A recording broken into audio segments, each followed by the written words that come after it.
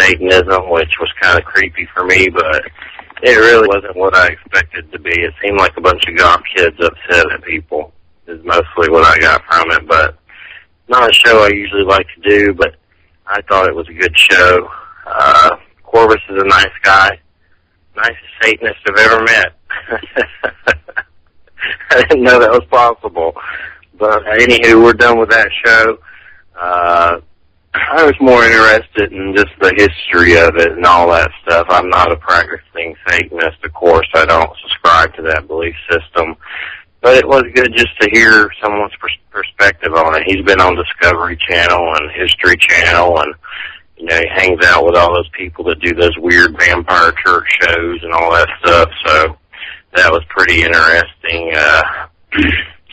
And just quickly, I had a few things to say. Tonight's guest is Jim Maroney,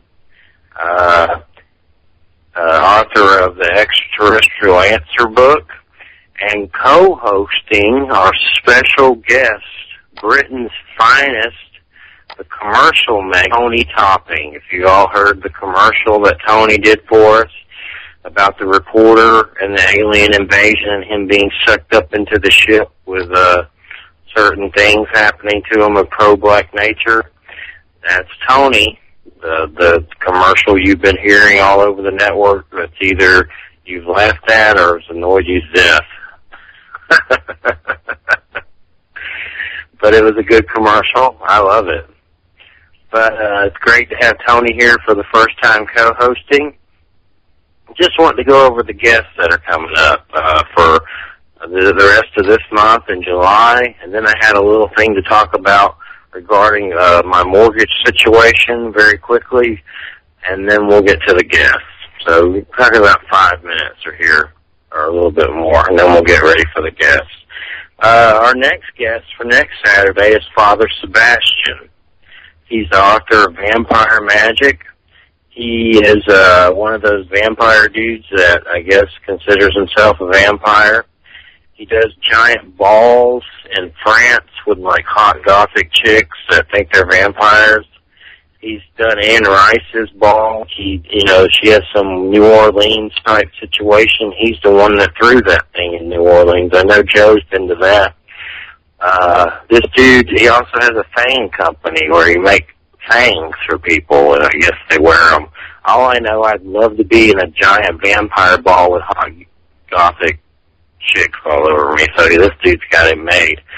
But we'll be talking to him, and then after that, we talked to Tree Peekers. These are Sasquatch dudes who they wrote a book called Tree Peekers, Easy Guide to Sasquatch Experiences, or something like that. I probably just messed up the title, but Tree Peekers is definitely the way you find it on Amazon.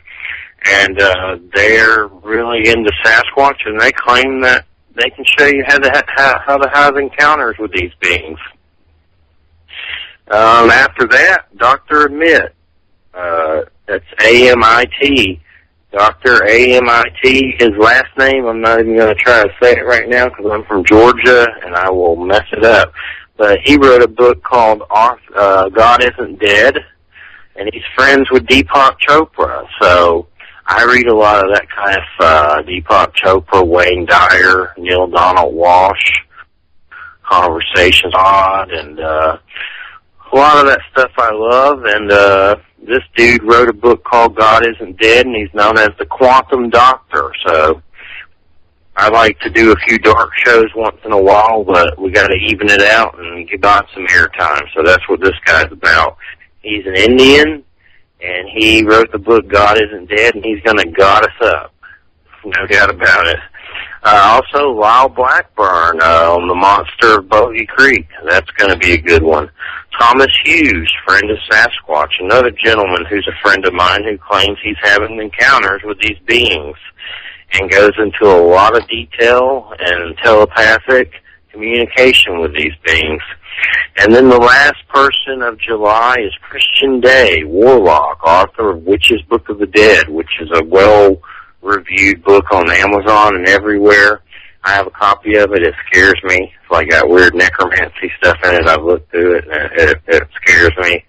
So, Chris from Chris George from New York Second Sight's going to be co-hosting me with the Warlock to help me out. So he's interviewed necromancers and stuff before, so I'll have Chris and the Mafia helping me out. I'm just kidding. The Godfather of Psychics.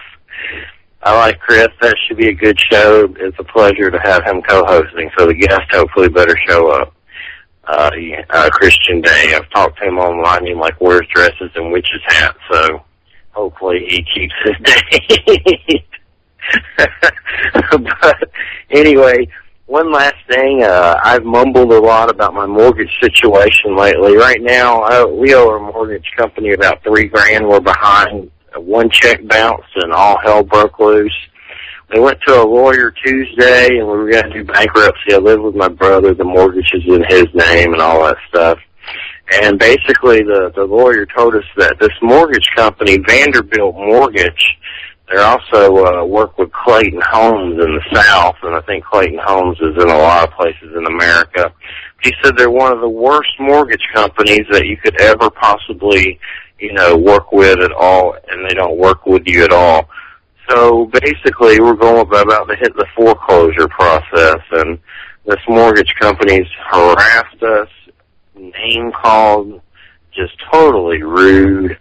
They told me if I give them the $3,000 that they might modify the loan, and it's $830 a month, and it's just behind from one bounce check, and it's a mess. So we basically told them, stick it up where the sun don't shine. And the lawyer told us we should just walk away from it and find a place to rent. I hate to do that because I love the land that it's on. It's only an acre, but it's in the middle of the wilderness, and the mobile home's decent, but it's just become too expensive to keep up with. And this mortgage company, quite frankly, I'd rather them just stick it up their butt because they're so rude, mean, and just, they're just assholes. If you look them up online and type in Vanderbilt Mortgage, a million gazillion people come up complaining about them. They don't work with any government program. They don't do Florida's Hardest Hit program. Have over 300,000 houses sitting empty right now that are foreclosed or under, that they've taken back from people. They won't work with you at all. And then they want me to give them money, and then they claim, well, if you give us the money, then maybe we'll take it before a committee and do a modification. So I'm not going to take a chance of giving them the money when they're not going to do the modification. So basically we're just going to save up money while it's going through foreclosure, which could take 4 to 8 months to years. And by the time they say get out, we'll have enough money to go to another place and rent that's cheaper, that's not like being in slave bondage to the mafia. So my main reason for this is not to ask for money. I've never asked for money on this show that I recall. This isn't Gene Steinberg or Paracast who sends you an email every time he farts asking for, money. I don't do that. We're letting it go. We're saving up money, and we'll find somewhere else to go. Luckily, I have a girlfriend and family who aren't going to let me go homeless or my brother or whatever. And by the time we do go to foreclose, we'll have saved up $800 a month that we didn't pay them, and we'll just have to find a place to rent. But my main reason for telling this story is Vanderbilt Mortgage is the name of the company in Maryland, Tennessee. And I'm just telling the story not to ask for money, but if you ever come across a chance where you might have to do business with these people, do not do it. They're monsters. I went to a lawyer who was a complete stranger, and he told me the same thing, that they're just horrible. And literally, there are 300,000 houses sitting in America right now, completely empty, while people are homeless, kids are starving on the streets, and hundreds in my area that are just empty. So I basically told them, well, I guess you're going to have 300,001, and you can, cram it where the sun don't shine. So that's the moral of that story. Let's get to our guest and to Mr. Tony Topping. First off, Mr. Tony Topping, are you there?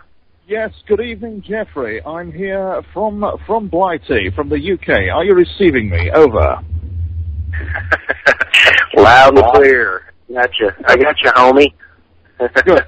Good stuff. No, nice to be on the show, JP. Nice to be on the show because I'm going to be the co-host rather than the guest. So it will make a change. And I've been looking at Jim's research, and yes, some interesting issues have arisen for me. Because of my own experiences, which is not what we're here to talk about. Obviously, Jim is going to be a very interesting guest. In fact, I was looking on the internet, and I think he's underrated himself, frankly. It does not, that the material on the internet underrates him, and it will be interesting to see what he has to say. More importantly, that your listeners may go away with something, because when you first contacted me, I thought, oh, here we go, another guy who's had an experience. Oh, God, here we go. And then you look at this material and you think, yeah, that's a guy who's had an experience. So I think your listeners are going to be blown away by him. Yeah, Jim. Let's start it off with that weird accent here again. Let's make sure that's gone. We had that problem last show, and I think it's gone now. Can you hear me okay? Do I sound clear, everyone? Yeah, you clear to me, Jeffery. Hello? Hello, Jeffery. Can you hear me? I can hear you. Can you hear me? Yeah, you sound really low for some reason. I heard an echo real bad for a minute there.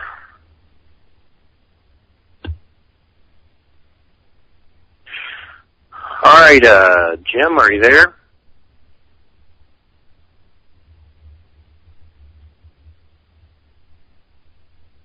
Tony, are you there? Yeah, you dropped out then on me, Jeffrey, but I can hear you loud and clear. I can't hear Jim, though. I wonder if the aliens have abducted him. Just can't hear him, so. No,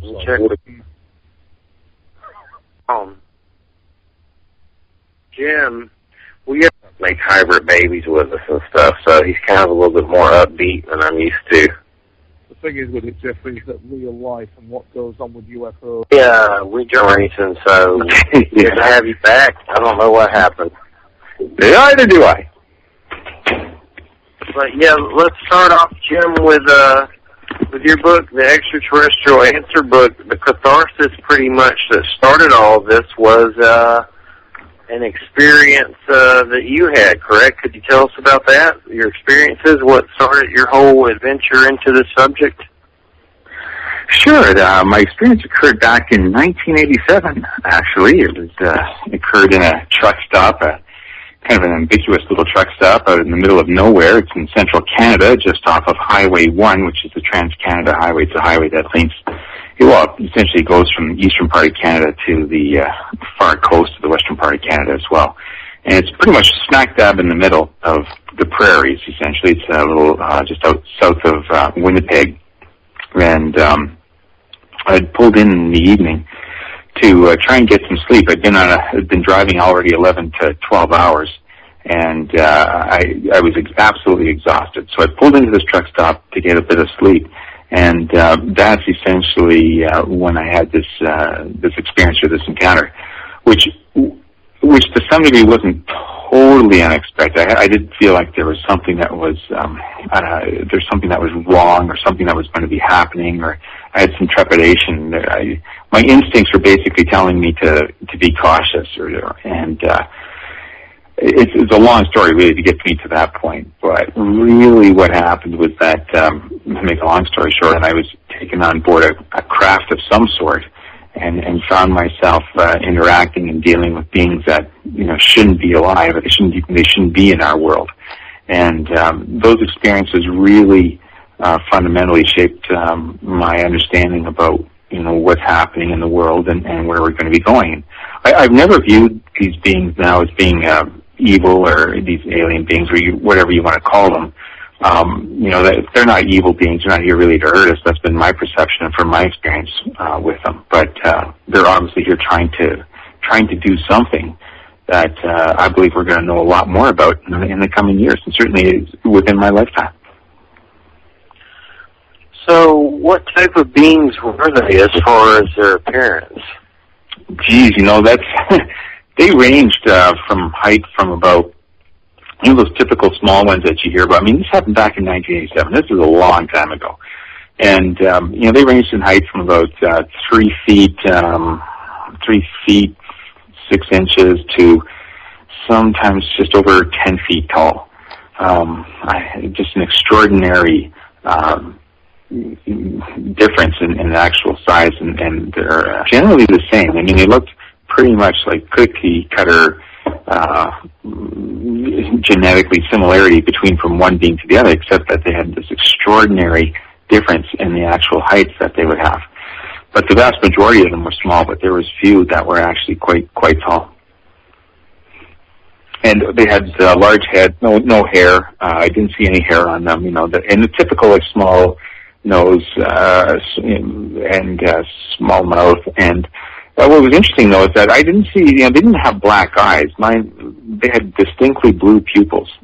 These are the ones that at least I had seen, and they never indicated to me where they came from.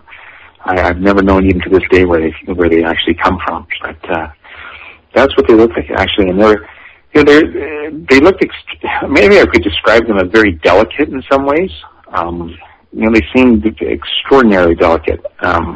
That's even despite the extraordinary size of some of them, they were actually fundamentally quite delicate. So a lot of people have these experiences, and I think their own fear gets in the way, and then it becomes a negative experience. Like I've spoke to Thomas Reed and Travis Walton, and I've asked them, if you took away the human fear, how would your experience, be overall? And they pretty much said that it would be different than what it was. Thomas Reed said walk in the park, and I think our fear gets in the way of us a lot when we have these type of experiences, and it can dilute it or pollute it on some level. Now, that's not to say that there aren't some out there that are don't have our best interests at heart. But overall, what do you think their reason for interacting with you was? Without question, in my mind, and this has stuck with me ever since then. And it's one of the things I feel very passionate about, and it's the reason why I wrote the book. And that is because, they are really here to help us. But it's because they sense that we are approaching a point in time in our history, in a point of evolutionary development, if you want to call it that way, in which our survival is going to depend very much upon what we do. And their sense is that there's a spiritual imbalance in the world. Our technology has exceeded, to some degree, our spiritual ability to manage that technology, and they fear that we're going to use some of this technology in a destructive means and threaten the survival of humanity. For them, I remember Stephen Hawking's quote about them, be careful of aliens coming from other places, and they might be after our resources, but there's resources out there that are much closer to their homes. Well, what's extraordinary about is not the resources of water. That's everywhere. It's not the minerals. They're everywhere. What's extraordinary to this planet is the life that's on it. And the only thing that's threatening that life right now is our activities on this planet and kind of like who we are. And from their perception, that they don't want to tell us how to run our world. They don't want to directly interfere with what we're doing and how we do it.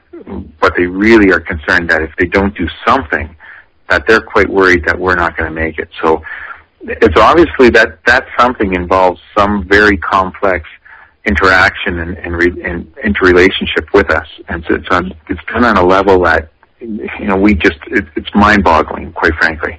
But it's done on a very subtle level. And it's done in such a way that they're trying to enter into our world and interact with us and have a relationship with us in a very, very extraordinary way. But it's extraordinarily difficult. It's not easy. I wouldn't say it's easy. I'd be a fool if I ever said, this is going to be an easy thing for us. In fact, I've come to appreciate just how difficult it is to have a relationship with these beings. But that's what they want. I mean, they want an intimate relationship with us. They're not really overly concerned with how we socially construct ourselves. In other words, they don't care where you land on the social ladder of this world. They don't care whether you're a president or whether you're a short order cook. They care more about who you are. That's what interests them. They're drawn to individuals. They're drawn to understand who we are when what makes us, who we are. And that's part of the extraordinary journey that we're all on. Yeah, is it difficult to have a relationship with them because of our own government trying to stop them from doing that, or is it another reason? I don't think it is. They're so far, they don't have to go through governments. They absolutely don't have to. They don't need government permissions. They don't need to go, they don't need to get a visa. They don't need to get permission. They've already demonstrated they might be aware of how we, form our countries and our different countries and stuff and our military systems, but obviously they don't see any value in that from their point of view. And they almost with utter disdain, they just, ignore what we kind of have a military standpoint. Their technology is just so far advanced than ours. So it's not that the military or even our governments are standing in that way of that. Really, the only thing that's standing in the way of us understanding them, I think, is ourselves. I think that we need to obviously put systems in place that can better explore this phenomenon and have more reliable information and really trustworthy information about what's actually happening. I was just actually speaking at the university today, at the University of Calgary in Calgary, Alberta, and I explained to some of the students that were there, what I would prefer is that we teach, or treat this phenomenon much more seriously, and that we find a way to get better information about it so that we can respond to it in a more constructive way. I've never been of the belief system that, we should be running around trying to shoot them down and that they're and fear-mongering and having huge conspiracy theories about this thing. I really believe that what we need to do is be more positive about, what do we need to do to go forward with this? How do we improve the relationship that is unfolding? What can we do to prepare for a better relationship with them? Being naive, I'm not saying that there isn't some things to be concerned about, because these beings are very concerned about how we would respond to their presence, in our world. I'm quite certain of that, and that's another reason why they're being so clandestine, I think, in some of their approaches. I have someone in the chat room making the statement they take us against our will and force their experiences upon us. How do you feel about some of these people? I'm with you. I think there's some positive aliens out there that have our best interests at heart, that are maybe part of our creation and caretakers of the earth. But there are sometimes, a lot of people just want to think they're all bad. Like for the reptilians, for instance, and the truther communities and David Icke or whatever, and all that stuff, politicians shifting the reptilians and all that crap. I think, I jokingly say with the reptilians are the new Jews, the new thing to hate, and not that I hate Jews or reptilians, but what do you think? Are there some out there that don't have our best interests at heart, do you think? What's to account for some of these stories that are horrific? I can only talk about, first of all, I'm always cautious, about entering into a foyer of a discussion on a subject matter that I don't know too much about. One of the things I do know quite a bit about is my own personal experiences and how I can extrapolate from those experiences about what's actually happening in the world. And from that standpoint, I would say that, if the beings, there's probably more than one type of being that's interacting with this world. But one being in particular has obviously taken a leadership role in interacting with human beings, likely because they're the most suitable race, basically, to do that.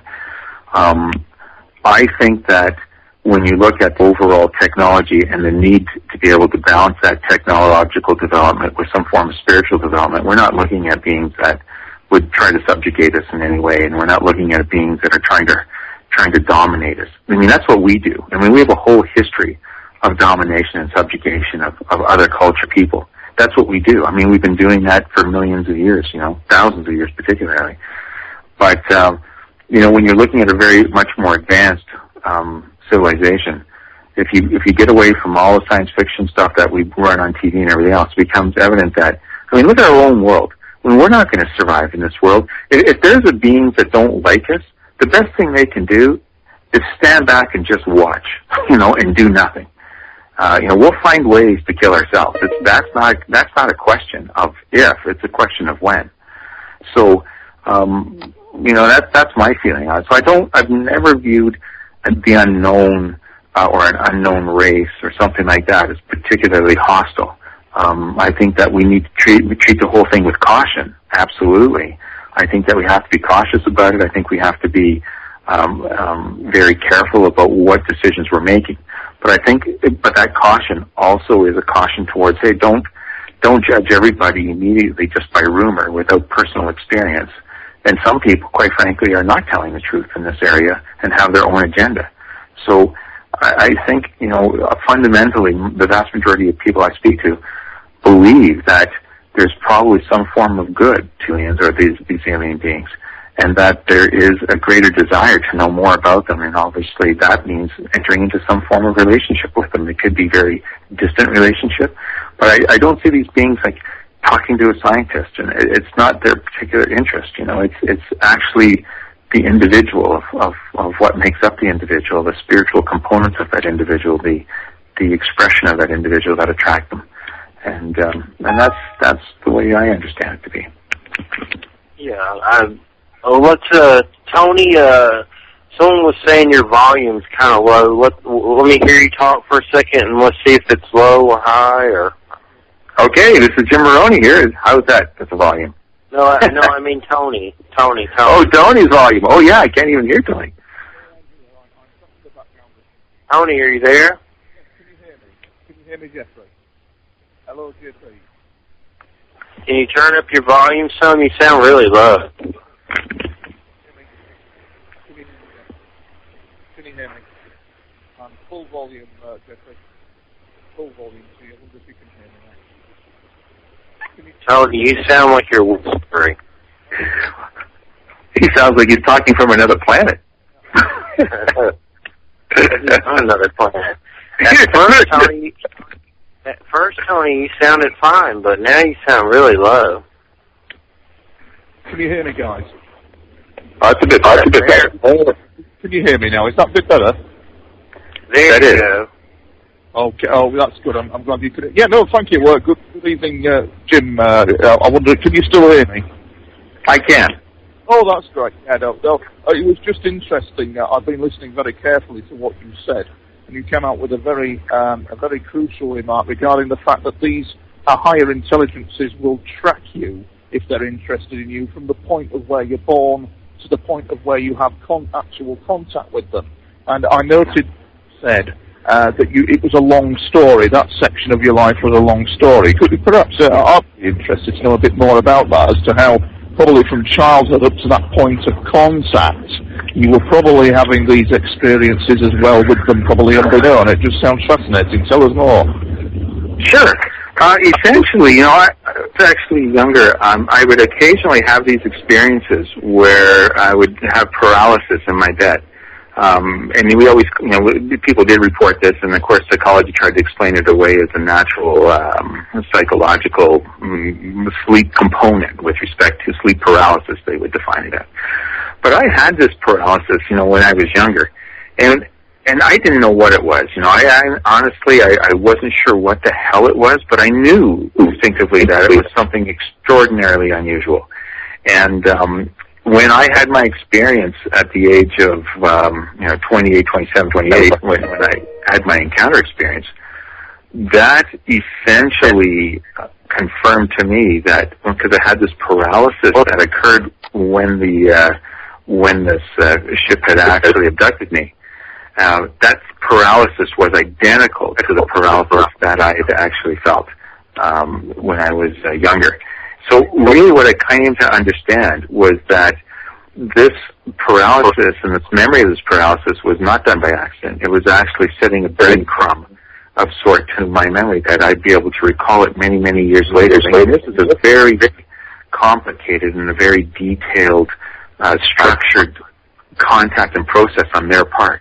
To think that, they would take 28 years to understand what they were doing and how they were going to do it and how they were going to interact with my life and up to that point is really quite incredible. it is incredible of them, and I think that the other crucial point to make as well is that the concerns raised by these advanced intelligences regarding our use of their technology, should we acquire it. It seems to be an overall concern. I don't know what your thoughts are on that, Jim, but it seems to be a concern. I don't know what you think of that one, but they are concerned if our governments get hold of their technology, which is pretty hot kit. Your opinion on that one? I don't know how we must handle it. Yeah. I'm just getting a little feedback here, so it makes it a little bit difficult for me to chat, so I'll chat through it. My feeling about it, I'm kind of trying to express it the best way I can. Right? When you are, I am not talking crap here. I'm talking absolutely direct and as honest as I can about this. When I had the experience with the technology that I had, touched, or that had touched me, or that had through that period of time, it's a technology that's not just 1,000 years ahead of us. We're talking like tens of thousands of years ahead of us. And to think that we're even capable of managing that kind of technology is outrageous.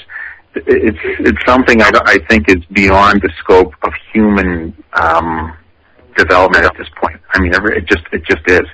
To think that the governments would even be granted.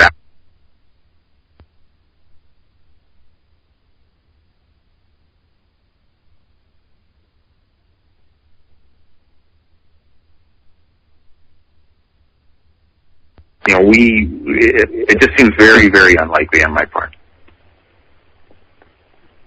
I mean, from your notes I've been reading, and I think this is the most crucial thing that struck me, Jim, from what I was reading about you, was this one sentence out of all that says, you will never know, if you have these contact experiences, you would never know what it is like to have a private moment. And I found that remark very interesting, because that's quite true. And I wonder if you could just maybe expand on that as to how it actually, the ethics of it all really, really anger me, frankly. The ethics of their behaviour is frankly questionable. And I wonder also if we have an intellectual blind spot. I mean, I too would concur with you that they are advanced, this, that, and the other. But I mean, that you came out with a remark in an interview that one of them said that they didn't understand your anger, and they just flipping abducted you. And put that into the realm, which is absolutely. Do you think we as experiencers have an blind spot that we like to see what we want to see, or do you think they are unethical in their behaviour, or do you think there's something more to it? There's nothing much more to it, really. And again, it's a very difficult experience sometimes to try and relate with these. It's just something that it's not an everyday experience. I mean, this is a new form of human experience. I've always been one to be very questionable about everything in my life, and when you have an experience like this, you don't just jump on the ship and think that, hey, you know what, I'm going to believe in absolutely everything now anybody tells me about the UFO phenomenon. In fact, you become much more skeptical in many ways. And that really pulls over into your whole evaluation of your own experiences. And I'm telling you, it's so important to remain grounded by taking the time to really think about your experiences and my experience with them, and question, how much of it was real. How much of it did I impose upon that experience? How much do I know 100% for sure, and what's questionable and what I'm just guessing on? From all of that, and for so many years afterwards, I'm still convinced today that they meant to help me. That part of that, when they said, we don't understand your anger, they understood it, I believe. But what they were looking for was a reaction from me. They wanted to know how I would react to them with that particular question.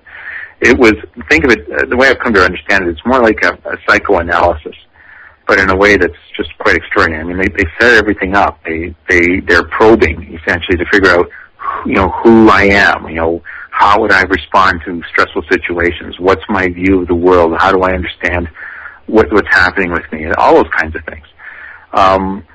So, are there intellectual blind spots? To answer that question, I believe there are. There's so many blind spots that I don't even know if it's intellectual. I was so humbled by the experience, because for every little answer I gained from the experience, it only produced another 1,000 questions. I believe that what we're dealing with is a situation in which the situation for our survival is so critical that they have decided upon a course of action that is very difficult for them and is extraordinarily difficult for us. I mean, this is not contact in the traditional. This is an intervention. And that means there's a degree of force to it, and that means there's certainly a degree of discomfort. And it seems to us that because we don't understand it that well, that they seem to be over-dominating the whole relationship thing. You know, like, why don't they just be more friendly about it, might be the question. But I can't answer that. You know, all I can say is that it is what it is. It's as if they feel that humanity must continue down a certain path without too much of their interference. And they want us to find our own way. But it doesn't appear that they want to intervene in a major way into what we do and how we handle our world affairs, at least at present.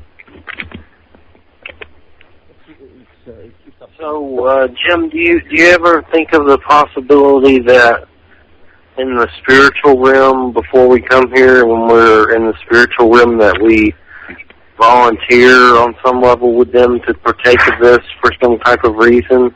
You know how a lot of these people, like in the self-help stuff, they, some of it I agree with, some of it I don't. Like they're like for instance, I'm a cancer survivor. There are some people, I've been healed from 16 years from testicular cancer. Some of these self-help people are like, oh, you signed up for that before you came here so you could experience that to grow. And I mean, who's to say? I've had UFO experiences and seen beings from elsewhere. I don't recall ever being taken or abducted, but I have had ships over my home on such a level that I've wondered it, and I just don't remember. But I've wondered also with some of these cases that maybe on some level our energy or spirit may sign some kind of contract with them to go through this, to go through it, and then to write about it and tell more people about it, and kind of like a messenger kind of contract or something like that to raise awareness. True. If you really want to understand this phenomenon, what you need to do is you need to be able to incorporate a spiritual understanding of our own world and the world and how we interact with that world from a spiritual sense.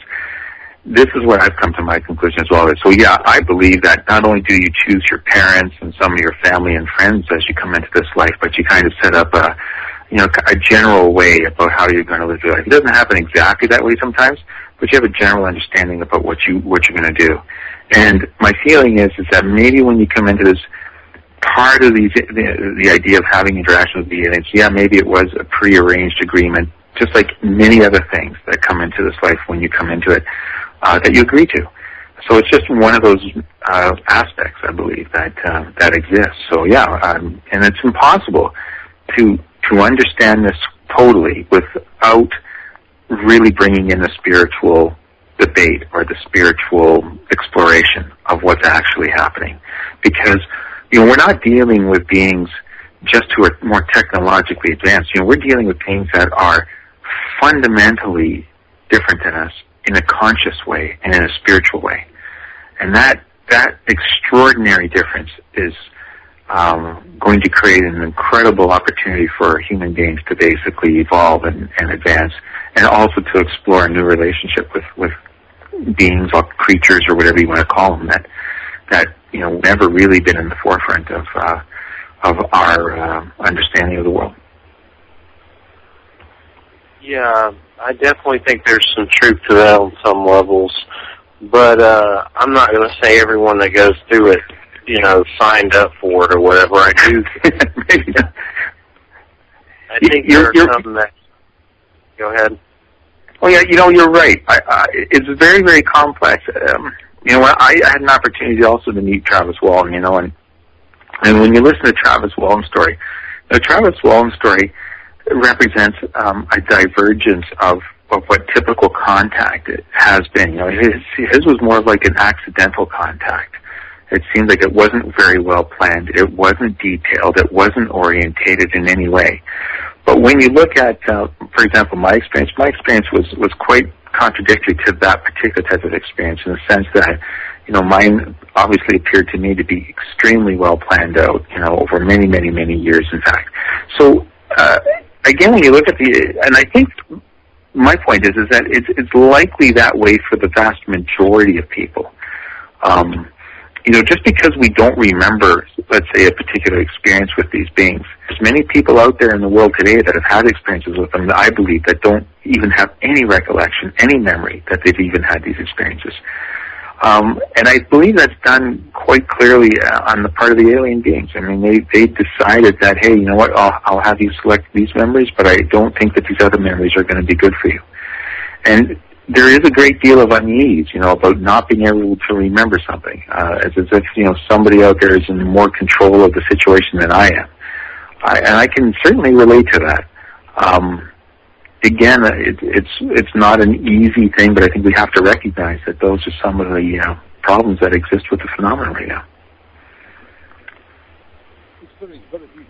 Yeah, it seems people, I think there could be some beings out there that, that a lot of religions like the Bible and things like that speak of fallen beings who were put on this planet as some kind of punishment or prison. I could see beings like that, if they do exist, taking people against their wills or something, but that's, speculation, hypothetical. But, I guess, how do you feel about your contact experiences? Do you feel like it was something that you signed up for spiritually, or were you just taken unawares? How do you feel about your situation, Tony? Hi, I don't know whether you're still hearing me correctly. I'm just fascinated listening to Jim, but it's very refreshing. I feel basically that I was signed up for it. This was my fate to test whether I like it or not. Is my kind of thing. I just think that we've got to be wary of this ethical blind spot that we have, whereby we think that they're lighter than light. We think that as we in the Brits say, that the sun shines out of them, when in fact the case that may not be the point. The other thing I think to grasp is the fact that these understand the supernatural forces that surround mankind to a very deep level. They seem to have a grasp of the supernatural phenomenon around us, which they probably would do because, as Jim has rightly said, their technology is very, very advanced. And I mean, it is advanced. It really, really is. In some cases, the latest information I got was that one of them is 2 levels up from us in terms of scientific understanding. That's how close they are to us, probably cousins and family members to the human race, that one of them is in fact 2 levels up from our level of technology, and that they've had to technologically struggle like we have. I'm drawn to Jim. What I'm drawn about to Jim is the more emotional things that he's coming out with. Like, for example, he's made some dumb mistakes. I'd like to know what they are. There's also been some humorous moments, and I really would like to know, Jim, what they are. Perhaps you could, if it's okay with Jeffrey, maybe just tell us more about the dumb mistakes that you said you made, without obviously being embarrassed. You know where I'm. I think I do, Tony, if I can jump in. I got to apologize, Tony. It's been very difficult, actually, for me to pick up all the words that you're saying from your end. You're still very difficult to hear, so I've got parts of it. So, again, I'm going to apologize ahead of time if I didn't get everything that you were explaining. But I will say that, when in my experiences with it, it was extraordinarily dramatic. I was extraordinarily fearful at times, but I was also incredibly enlightened, and it felt at times incredibly comforted by these beings. It was an experience it's almost as if I lived a lifetime in about an hour, with just an immense overflow of emotions in all those areas that I've never felt in my entire life. So, what I've taken from these experiences is that these beings, there are some similarities. Like, they do have a sense of humor. They do have, when they're dealing with us, for example, or dealing with me, they were wary of what I was going to do. They felt that I was unpredictable. They felt there was a feeling of fear, actually, to some extent on their part, about being near me, because of my unpredictable nature. I don't know whether I likely have had previous experiences with them that may have also taught them to be wary of me. I'm sure I would have thought of trying to get away from them or do something or whatever. But when I take it in the greater context. And when I left that particular experience with them that night, it felt as if we were best friends. It felt as if you would feel that there were old friends that were with you, and it was sad in a way about leaving them. I didn't actually want to leave them, and but I knew I had to leave them. So that the initial part of the experience finds me yelling and screaming at them, demanding my rights, that they don't do this to me, they had no right to do this, to a situation where I'm leaving and there's a sense of utter respect for each other, a sense of belonging, a sense of sadness, in a sense, that you've made this incredible connection with beings that you don't know very well, but apparently they know you very well. There was just an openness and honesty about it. And it's what I hold to this day. I'm not saying that, I would never be fearful of contact with them again. I can guarantee you there would be some fear with contact with them again. And I'm hoping that day, when that day comes, I'll be more courageous, but I can never guarantee it. But, so it's still, even to this day, it's a difficult thing where you think that, if they're your friends, then they should always be your friends. It's just not the nature of the experience. It's very, very difficult in that sense. The sense of humor, I actually found them actually laughing at one point. And it was, I'm not sure that I could explain the entire sense of humor, but it was a very tense situation, both with me and with them. And I'd said something silly. Well, I thought I was repeating a person's name or one of the beings' names, and I'd actually gotten the name wrong. And they felt that was actually pretty humorous, because apparently this other being had spent a great deal of time conveying to them what was going to be happening, their contact with me, and all these details. So it seemed to me that, they run these things, particularly with my experience, it was like done with military precision, with a real deeper understanding about who I was and where I was going to be in life. And yet they don't share all of that with me at times. And then often I find myself struggling to try and understand them. So the nature of our current relationship is one that's tenuous at best. I don't profess to be the guy to contact if you want to contact an alien. It's not the way it works. I haven't recalled another contact with them in, maybe 10 years or so, and I'm sure they've had previous ones and since then, or later ones, but I just don't have memory of it, and nor do I feel that I need to go and pry up those memories. I believe now that, when they want me to remember, I'll remember. That's the way I look at it, and I don't let the experiences dominate my life, because I understand that God and my path in life is a certain way. I have to take care of my family, and I do that, and I do my business, and I run my job, and I run a couple of jobs, actually. So, and I know these are all good things to do, and this is what I should be doing. But at a point in my life when all of that changes, I'm sure, and it needs to change, I'm sure they're going to step up. So my sense is that, they will unveil themselves to the rest of humanity, but I believe it's probably going to be at a very difficult time. So in some ways, even though I would like to see them, I don't want to be wishing for a difficult time to see them. So it's that little bit of, a quandary, I should say. So I think, but your point about being cautious about all of this is really well taken, and I think we should be cautious about it.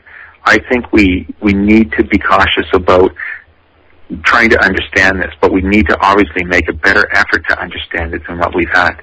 And I think we need to address the concerns from all people that are involved with this, and look at the good and the bad. Because I don't know if it's all good. I think, the stress that I went under from this experience was extraordinary.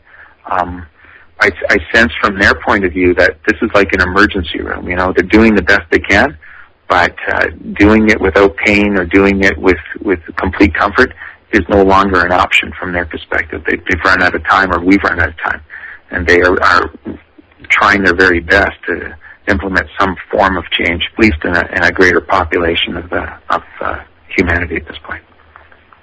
All right. Well, we're going to take a 10-minute break, and we'll be back very shortly. Don't leave your telephone unless you got to go Jeffery, who will be off your lily and get a drink or something. But basically, we're just going to take a 10-minute break, and we'll come back for the next hour, and we'll get into some more topics. We're going to break right now.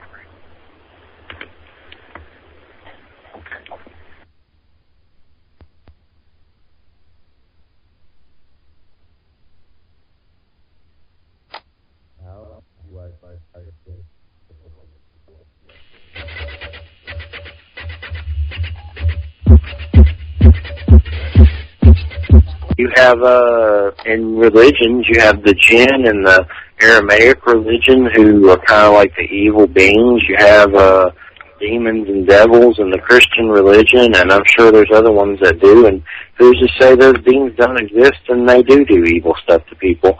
But we can't just sit there and paint the whole field as beings that are negative that want to come take our sperm and DNA. There's also good ones that are our creators, possibly, and aligned with the source of all creation, who have been here since the golden olden Bible days and all that stuff. There's all kinds of UFO references in the Bible, and they help mankind and help Moses and help, there was people walking through fire, and who's to say they're not still here helping us? I believe they are, and I don't think we should dismiss them so easily, and paint everything black. So it was good to have a refreshing, a positive, I was going to say enema, but I don't know. Now, but it's good to have a positive outlook when you've seen so many dark ones lately, and everything does feel kind of hopeless in this world right now, in politics especially, with the way the Republicans are behaving like spoiled brats who won't even pass legislation to help people just because we have a black president, because they're all idiots. And, there's just so many negative things going on right now. It's hopeless, and I do hope some good beings come down and save us. But, of course, if they did, most of the nutter butters are going to try to have a witch hunt on them. So hopefully they're strong enough to overcome that. If they're aligned with God, then I would certainly hope so. So, you got any other books in the works, Jim? Anything else going on? No, you know what? I've been so darn busy doing other things that it's one of those things I've just put in the back burner right now, and I don't really have plans at this very moment to write another book, because I feel that unless something changes in my life and my understanding of the phenomenon, I'll write another book. But it's nothing really on the horizon right now. But I anticipate that the phenomenon is going to change, and I anticipate that I'll have some experiences. I don't know what they're going to be at some point in time, or my life will change that will require me to write a book. But really the intent of that book was just to explain to the public and to the people who want to know more about the subject, and to give them at least my perception of it and my understanding of it. It hasn't changed dramatically from the writing of that book, so I don't really feel that there's a need at this point in time to write another book. Cool. Well, it's a good book, and at least you wrote a book. I've been talking about writing over 10 years, so at least you got past that part. Yeah, it's not an easy hurdle to go over, that's for sure. I know. I write every day for Examiner, but my next step is to try to write a book, and I'm going to just chain myself to a chair and beat myself to do it. So thanks for being on the show, and it's a great pleasure, and glad to have you on, and I'm going to let Tony talk for the last couple of minutes and tell us cool stuff and give us his website. Tony, you got about 3 minutes, so say something cool and tell us about your website, Tony. Okay, well, no, thanks a lot for coming on the program, Jim. I personally think you have so much to give compared to the claptrap that's written out there that you underrate yourself, frankly. I think you're very underrated. I thought your material was superb. For what it's worth, I mean, my site is TonyTopping.com, which is a major UFO website, and I've got an espionage site as well, which deals with intelligence and spying. But I'm just intrigued. It's not about me, really. It's about you, Jim. It definitely is, and I'm just intrigued to know, did your experiences involve an element of time travel? Was there any time travel involved in your experiences, do you think? Interested to know. Well, really, Tony, the best way I can explain that one, and this is the most unique part of this experience, is that when I was dealing with you're dealing with a being that doesn't look anything like us. It's completely alien. And then the next instant, I find myself in a place, and this is a real place, and I'm kind of floating, and there's a friend that's beside me, and there's a sense of a friend beside me, and I'm able to see what's happening around me, and this is in the future. What was happening is that this being, this alien being that looked very alien, that didn't look human, somehow was able to link with my consciousness and came to show me what they could see. And they were that friend that was beside me, which felt very human. Didn't feel alien at all. Didn't look like the alien, but they felt very human. And they were showing me what they saw for the future, what they saw me in the future, and they wanted to show that to me. And so it wasn't, I guess you could call that somewhat time travel. It was an extraordinary experience, very, very profound. And yet it seems, even though it's outrageous that it might sound to some people, when you're dealing with a different consciousness, these things apparently are quite easy for them to do. And it was a desire, I believe, this thing to show me a little bit about the future. So I guess for time travel, that might be it.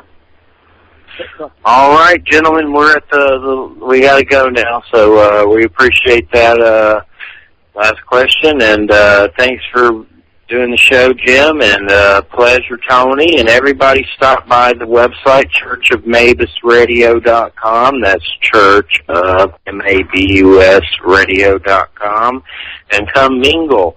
And next Saturday, we have Fatherson, Lord of the Undead, Vampires, who wrote Vampire Magic, and will be assisted by Jeff Mudgett, who's related to H.H. Holmes, America's first serial killer, co-hosting. So we'll have a great time full of vampires and H.H. Holmes. I saw an H.H. Holmes documentary today for the first time. This dude's the scariest freaking serial killer ever. Leonardo DiCaprio is about to play him in Devil in the White City by David Fincher, but Jeff Mudgett will be back, and we'll have Father Sebastian, Lord of the Undead, next Saturday night. Everybody have a good weekend, and thanks for listening. Party on, dudes, and rock it with your beep out. Take care. Good night.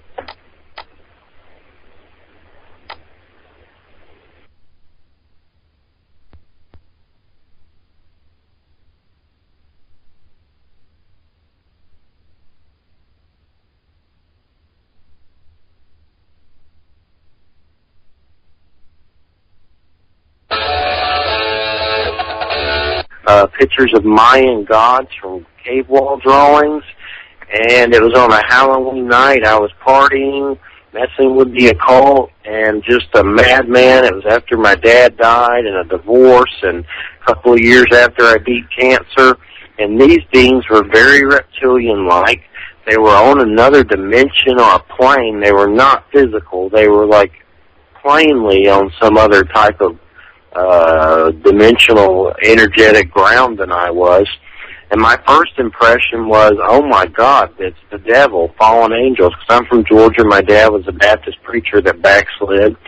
And the first thing when I saw them, I was scared to death. I was like, the devil's come to get me. It's false time. And I was terrified. But after that, I started to feel peaceful, and I started to feel messages of love from them. And I've gotten a lot of crap by telling people this, and why would I make up that lizard people were saying they love me? I mean, they did. They told me to write, to sing, and they showed me, like, structures on Mars, and I saw that face of Mars in my head and stuff like that. And I don't know if there's really a freaking face on Mars or if that's just the way a rock is, but that's the stuff I saw when I seen them. And it was just a very positive experience. And I remember afterwards wanting to draw on walls and paint, and it reminded me of like a medicine man or a Neanderthal that saw something crazy, and then he went back and drew it on a wall. And their message to me was completely positive. And and ever since that experience, something's changed within me. I don't know if they messed with my DNA or what, but it was a positive experience. If they took me up to a ship or something, I don't know. I don't remember a damn thing, but many experiences where ships or something was parked over my home, and I've seen it with multiple witnesses, with family. I've had friends say, Jeffrey, you're attracting UFOs. It's because of you. And I thought it happened because after my dad died and I beat cancer, and after the divorce, I started messing with spiritual stuff and getting into the occult. I never hurt anybody with the occult, but I would read a lot of weird stuff, just anything I could get my hands on, from Druidism to shamanism to the Necronomicon to the Keys of Solomon to Enochian magic. And I honestly believe I opened up doorways and something came by and said, hey. and that's what started me on building, the website, churchofmabusradio.com. That's been around for 16 years. I've only been doing the radio show for 3 years. It was all just to try to figure out what the hell I try to say what the heaven happened to me instead of what the hell happened to me. But, that stuff that happened to me, if I was going to make up a story, it would be with little gray aliens with big black eyes that took me and put a probe up my butt. That seems to be the stereotypical, but that's not what happened. I've never seen a gray in my life, ever. Yeah. So those are positive experiences besides my own fear. That's my fear is what made those scary at first, but as the years went by and I started to learn from other people about these experiences and read about stuff, the fears, I want to have them again. I don't think I'd be as scared. Yeah. It seems to me, too, that when you read about all the people who've had contact experiences, that it appears that these beings, if there's one commonality between all the people, there's a degree of gentleness with these individuals who seem to be drawn to the better spirits, the better alien beings. It seems that these types of experiences, which are more positive, seem to be happening with people who have a degree or some aspect of what I would describe as gentleness with them. And it was the one commonality that Dr. John E. Mack had actually defined as with the people that he was looking after. So it's something worth considering. Jim, do you know who Mack is? Do you think someone out there would know who John E. Mack is? I don't know whether it might be useful just to briefly explain. I've got, I think, what is a crucial question to ask you as well, but I wonder if you could just, for the listeners out there, very briefly, who John E. Mack was and, what he discovered. That's a very, very good question. Dr. John E. Mack was actually a Harvard psychiatrist who had challenged conventional wisdom with his detailed analysis of people who had been reporting alien abduction experiences. And when he first went into this area of investigation, he was quite convinced that he was going to find an underlying psychosis to explain these experiences. He used absolutely everything that he was taught, and used all the processes, the scientific analysis processes, to try and explore this particular phenomenon, and he was completely unable to explain it away in conventional means for 98% of the people that had come to see him about these reported experiences that were referred to him. Actually, 98, maybe it was 90%. So he wrote an article in a book saying, you know what, I can't explain these experiences, not explainable in conventional ways that we understand psychology to be. They're not, they are outside the experiences of even conventional wisdom, and we need a new paradigm to understand what's actually happening. It was so unusual for somebody of that caliber that he'd done. It really sent ripples through the entire psychiatric and psychological communities. And he ended up forming a group called Peer Group, which ended up folding a couple of years after his death. But Johnny Mack is really considered to be, at least in my mind, representing the knife edge of scientific investigation. Of course, there's some people that don't believe psychology is any type of investigational tool, but it really is. He really set the standard for an open-minded view and investigation into this phenomenon. And the fact that he would come to the conclusion that there is absolutely something here that's coming from not of this world, and that has chosen to interact with human beings, and that's his conclusion to it. And he says, but where they come from and what they are, he doesn't know, and he didn't even pretend to come up with a conclusion on that. with 100% confidence, he knew that something was actually happening. What is fascinating about all this, Jim, is the mindset that's involved. I've noted that there's a mindset going on here. For example, in your book here, you've got like what is said to be a response planning element to it due to your background. And recently on the internet, there was an American professor who was consulted by the government regarding his response to an alien invasion. And then on my Facebook page on the last week, I was attacked by a representative of the United Nations, who I won't give his name on here, who should have known better. But basically, his kind of condescending attitude to me about my experiences was, listen, young man, I've been involved in intelligence since 1980. We put these false flag stories about, you don't know what you're talking about, Sonny Jim, kind of thing. So the thing about yeah, exactly. I was frankly, Jim, I was appalled. I was absolutely appalled by him, and he's a very well-known man, and he's been well-known in UFO circles as well, but he's an advisor for the UN now. And it's kind of, in kind of like what you said about your response planning and their response planning, there kind of like appears to be a mindset that's poles apart. Do you think that the UN will ever alter its attitude? There needs to be a dramatic attitude altered at the White House, most definitely, to all this. I don't know what your comments are on that. Yeah. There's no evidence right now that would support any rational person's conclusion that the UN is going to change their stance anytime soon. It's extraordinarily disappointing to me that that's the case. However, on the brighter side of things, if something dramatic happened, if something incredible happened, it may force the UN to do something. But until that day, it's really quite apparent that the way it's currently structured and the people they currently have at the UN, there's no great desire from anybody to tackle this particular subject matter. And unfortunately, we're stuck with where that is. So no progress whatsoever. You don't think there's going to be any disclosure from the Obama administration? I mean, the exopolitics camp are coming out strongly with that. You're not hopeful? I'm generally an optimistic person. I think you could say that Jim Maroney is a pretty optimistic guy. But in this situation, when you look at the political framework in which if there would be such an advantage for him to do that, there's no political advantage for him to do that at this point.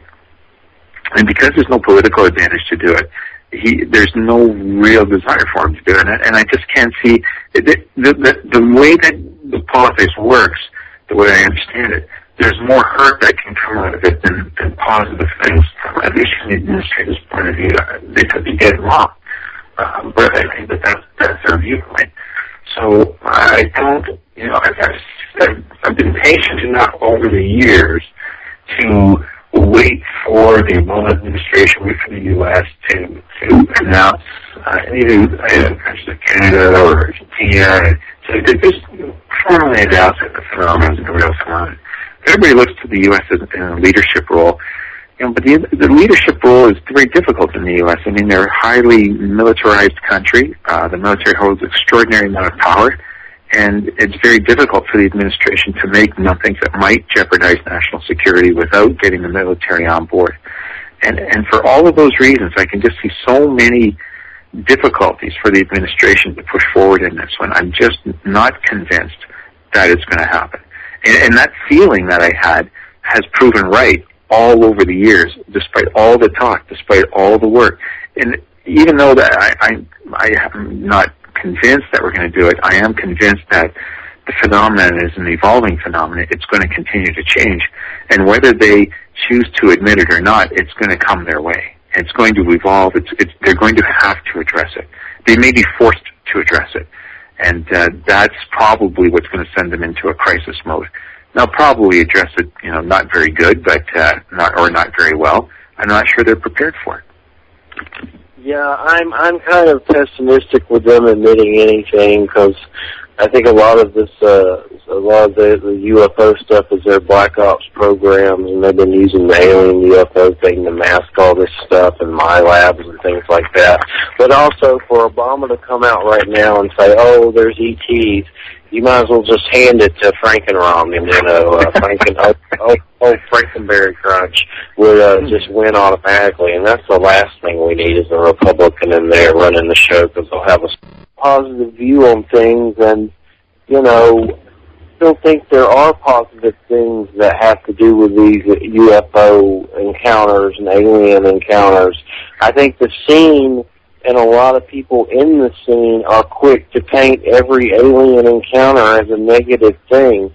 And some of them might be that, but to paint everyone as negative or evil or bad or fearful, and then to totally dismiss that there's no positivity at all is a bad thing. I think aliens are like, you know, they're like people. There's going to be good and bad. Like Sasquatch. There's going to be a good Sasquatch. There's going to be a rogue Sasquatch that doesn't care and will kill your dog. I've seen pictures of Sasquatches who have left dead dogs under sticks and bashed coyotes in and stuck them in niches and trees to scare humans away. I think that, you know, it's good to have discernment when it comes to UFOs and aliens. And, yeah, there might be some, you know, asshats out there that are like the dragons that fell from heaven from Revelations that are bad.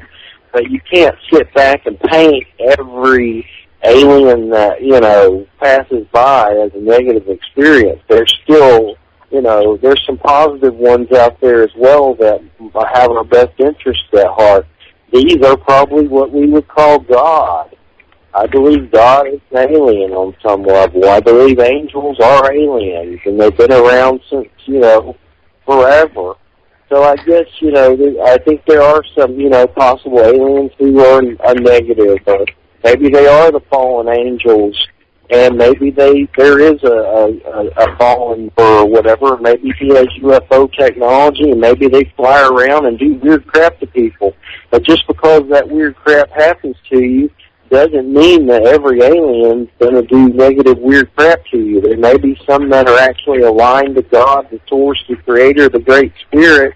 Like, for instance, if a Native American, I'm not going to say every Native American, but if a Native American was taken up into a contactee experience and came back to his tribe, it would probably be very sacred and divine.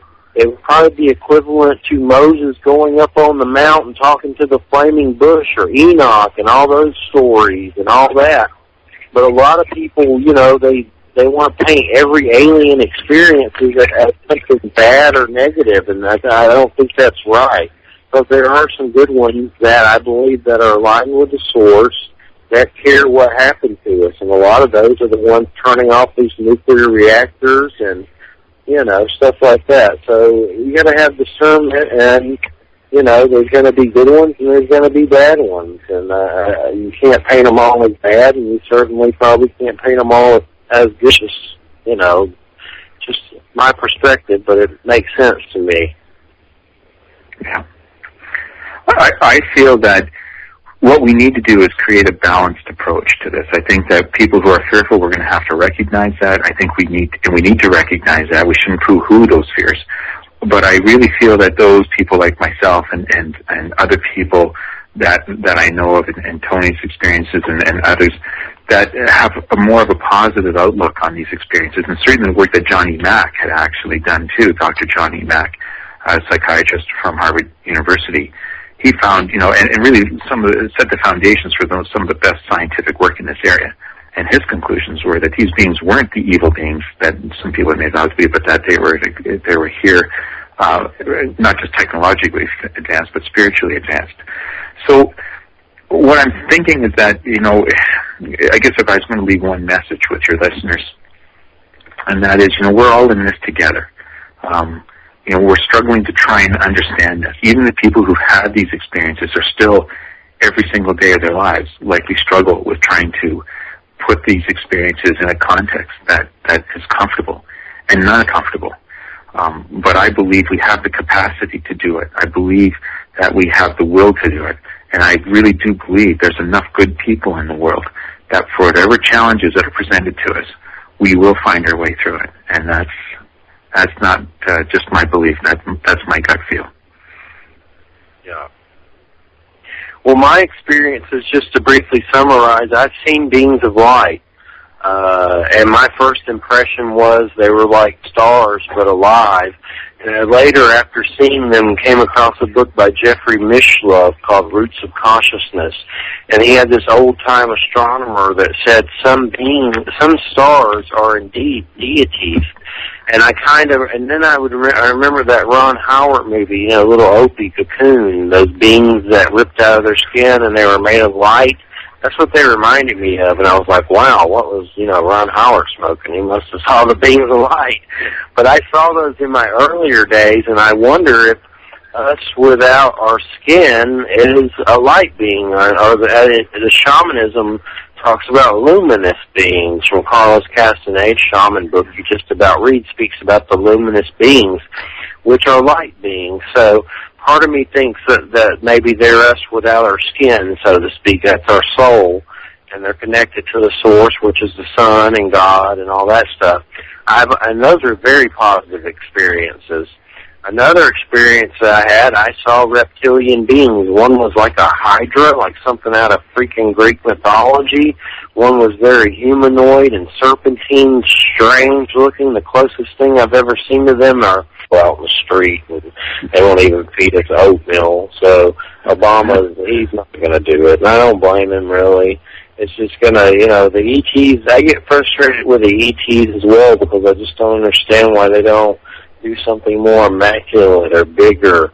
It seems like it's a grassroots movement now, because if they do anything, the whole just land and go down with it, I get frustrated too, because with the extraterrestrials and them, it's kind of like a puzzle mystery game with them too as well. That's very frustrating. There's not. You hear some stories where they come down and actually talk to the person, but in most stories, it's kind of like this hide and seek kind of thing. Oh, we see you, you see me, we interact with you, but there's no let's just sit down and talk about what the hell's really going on. It just seems like it's a big mystery, and it's kind of frustrating. As frustrating as our government being deceptive to us about everything. But Obama coming out about it maybe in the second term, and I even doubt that. But right now, it's just called old Romney Frankenberry Crunch, crazy man who likes to cut off gay kids' hair and put dogs on the top of his car. And they just called him at the Bilderberg meeting, so he's already done out down the river. So Obama, for him to come out, he even bought off the Ron Paul's. Ron Paul's out of it now. His own son just sold out Ron Paul to Mitt Romney.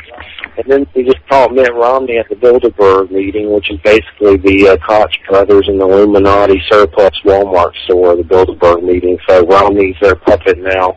So that kind of scares me. He could win now, since he's the Bilderberg Illuminati puppet. But for Obama to come out and say, oh, there's aliens right now, that would just destroy him on so many levels. And the American economy right now, the dollar, I think it just got pushed out of #1 of the reserve status. I forget what's at #1 now. I don't know if it's changed, but America's on the brink of complete apocalyptic Armageddon economically, and the Republicans are sitting back, copying everything Obama does, and they want it to happen. They don't care about the people. They want a complete economic meltdown, so it'll look bad on Obama, so they can get Franken Romney in there. So Obama coming out about ETs, you might as well just forget about it. Definitely. I noticed on your. I mean, it's very true what Jeff. I just don't know what to make of the mindset that's out there, and it's being challenged continually by alien contact. And I noticed, I was just scratching my head here, because I noticed you've got your book out, An Extraterrestrial Handbook, and then you've got another book out called The Bridge, or is that a book that's been published previously, or is that, what's the score? Yeah, it's actually a book that was published previously, and so really the Extraterrestrial Answer book builds upon the Bridge. So it's the Extraterrestrial Answer book is actually the published book through Hampton Roads. really what my intent really was. And it's really just, it's somewhat despairing. I mean, I feel the same kind of pain, I believe, that I hear from both you gentlemen, and some of that frustration. I feel the same pain and frustration when I see that the whole question about the UFO phenomenon is going. I've come to understand that this is a worldwide phenomenon, that this is not just a phenomenon related to the UK, the US, Canada. It's a phenomenon that's happening in China. It's happening in all the governments of the world, the Chinese government, the Russian government, the European governments. They're all going to have to struggle with this at some point in time, but they just have bigger things on their plates right now that are more, in their minds, more pressing. And I understand those things. But we feel, and many people feel, that this is underlying one of the greatest questions, one of the greatest mysteries that's actually evolving and showing itself. It's dropped itself right in our lap. For heaven's sakes, we need to be able to take this thing and do something with it constructively. That's why I'm not in this big favor of fear-mongering, and shooting into the sky and, like blaming all the aliens for everything. I think we have to, and we have the potential to really bring some intellect into this and to bring some courage and to really explore what this really means for us. And in a sense, how can we respond in a more active way than what we're doing? My hope is that we're going to get there one day. Yeah, the point we're at in this world, I would love for aliens to come down and help us fix everything. It seems like the only possibility to fix everything, because it seems like we're not doing it. All the religious, not all of them, but, certain religions, like, I don't really have a problem with Christianity. I have some Christian elements to my life. I'm not going to say I'm completely Christian. I think there's a Christ energy and a supreme being, but I kind of lean towards shamanism and the Native American perspective. But let's face it, a big sect of Christians, they're treating the earth like an ashtray and waiting for some, super Jesus to come fix it and give them a new earth while they treat it like crap. And, that could tie into the ET thing, but I honestly don't, as much as I would love for ETs to come down and to help us with everything, I don't see our government letting them do it. They'd probably shoot them dead and stick them in formaldehyde bottles. Yeah, it seems that's probably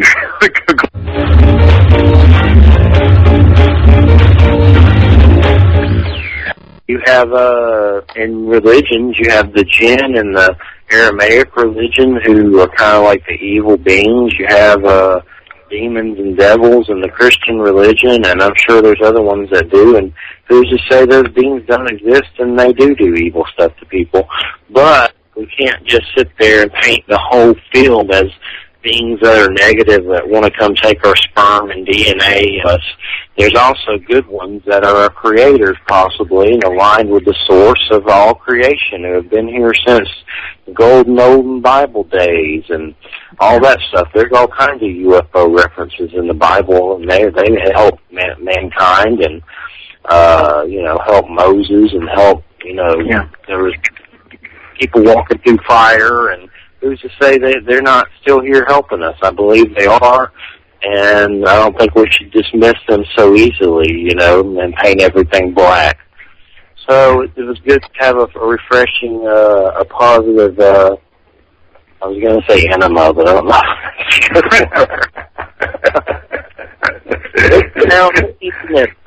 But it's good to have a positive outlook when you've seen so many dark ones lately, and everything does feel kind of hopeless in this world right now, in politics especially, with the way the Republicans are behaving like spoiled brats who won't even pass legislation to help people just because we have a black president, because they're all idiots.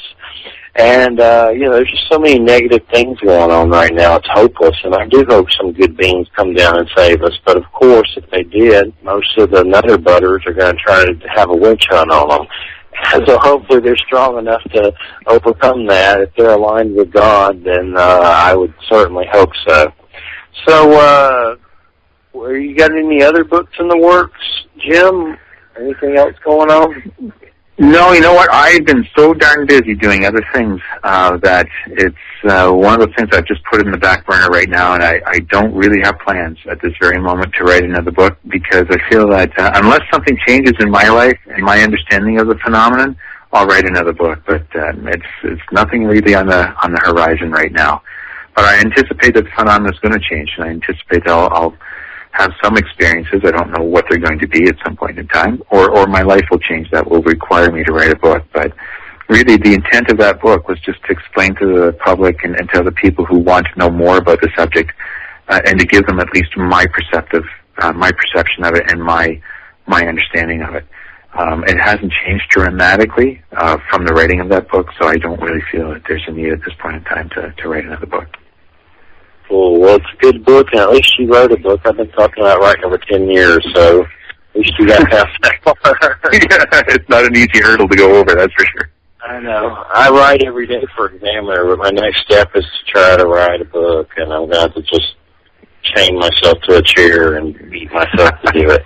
So thanks for being on the show, and it's a great pleasure, and glad to have you on, and I'm going to let Tony talk for the last couple of minutes and tell us cool stuff and give us his website. Tony, you got about 3 minutes, so say something cool and tell us about your website, Tony.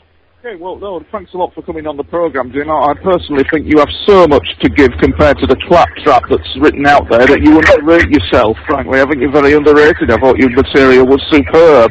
For what it's worth, I mean, my site is TonyTopping.com, which is a major UFO website, and I've got an espionage site as well, which deals with intelligence and spying. But I'm just intrigued. It's not about me, really. It's about you, Jim. It definitely is, and I'm just intrigued to know, did your experiences involve an element of time travel? Was there any time travel involved in your experiences, do you think? Interested to know.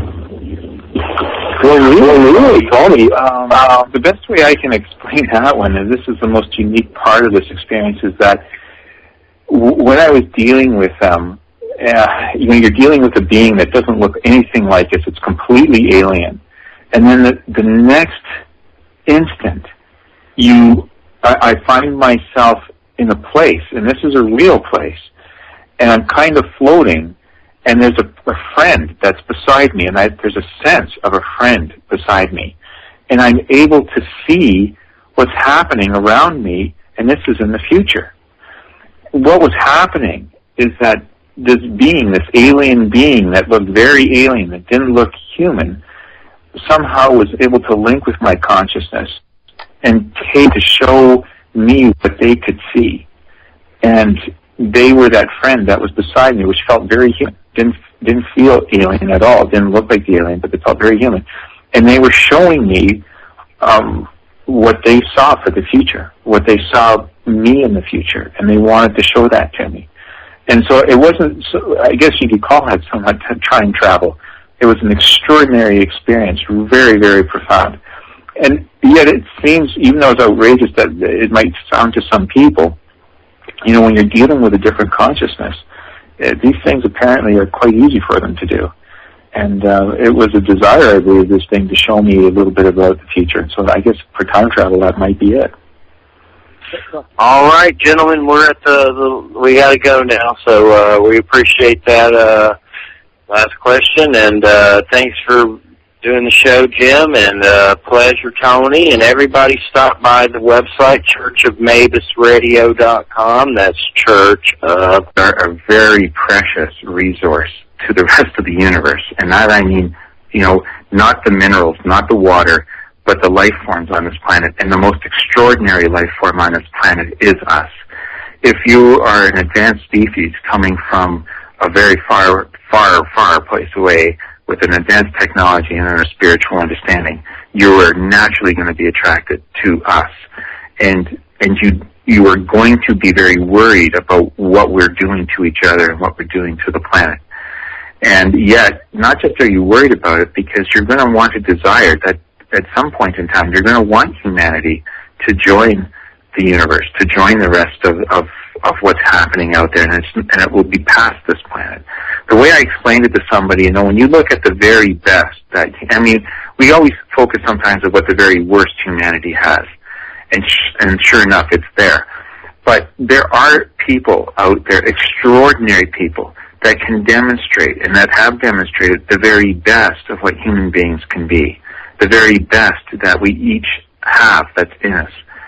If you can take that and just envision for a moment the most special person that you would think in your entire life that ever came to this planet, and if you think that they're demonstrating the human potential, and that human potential, if it was realized, could you imagine what 18 human beings would, let's say they're Mother Teresa's. If Mother Teresa was the one human being you thought an advanced person, a person that represented the best with human beings, if you could think of a world that could produce 9 billion of them, wouldn't the universe benefit from that kind of thing? Wouldn't the universe need that?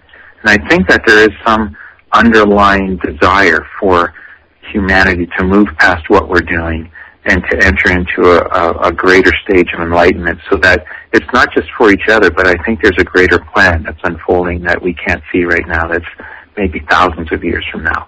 But that's my sense of it. And I believe the Creator that creates all life forms is aware of our struggles here. And I believe that I don't think we're going to go down without garnering a lot of attention from a lot of beings in the universe that feel that life is precious and that they need and feel that there's something that they need to do to be able to help us.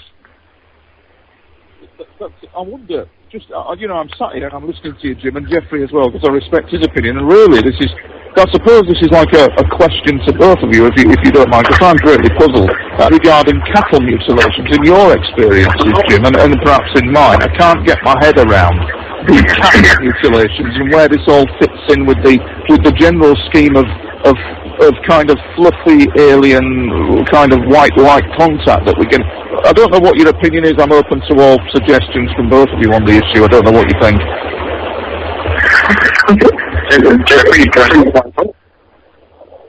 I think we've lost him. Yeah. A cattle mutilation thing, I don't know if that's extraterrestrial. That could be the government doing weird stuff. I mean, it could be extraterrestrial as well, I don't know, but I lean more towards the government doing weird stuff. Because I think the government also loves to blame the aliens on everything. Like if they want to bring out a special Black Ops craft, oh, it's aliens. We flew this over Phoenix, Arizona. It's aliens. It's not our special Black Ops craft. I'm not saying that's what Phoenix, Arizona was, because I don't really know. But I do know the government, and in shows I've done with Greg Bishop and many other people, that the government definitely used the alien agenda to manipulate the public into thinking, oh, it's aliens, when in fact it's their drones or some kind of technology that they're testing. So I don't really, know for sure, but it wouldn't surprise me if it's the government doing weird stuff with technology as well. But, it could be aliens too. They might like Whoppers. I don't know. They may just be doing it. And maybe they like meat. Yeah, I don't know. Swing either way for that one. Yeah, and this is Jim Maroney here, and I haven't seen any data really that has absolutely sealed the deal that, for me, that this is all related to aliens. So I think that and it doesn't fit in the constructs that I understand the whole alien experience to be. That's one thing. And maybe part two, and it may sound like I'm defending the aliens, but I'm not defending that kind of action on any kind of livestock. I would never do that.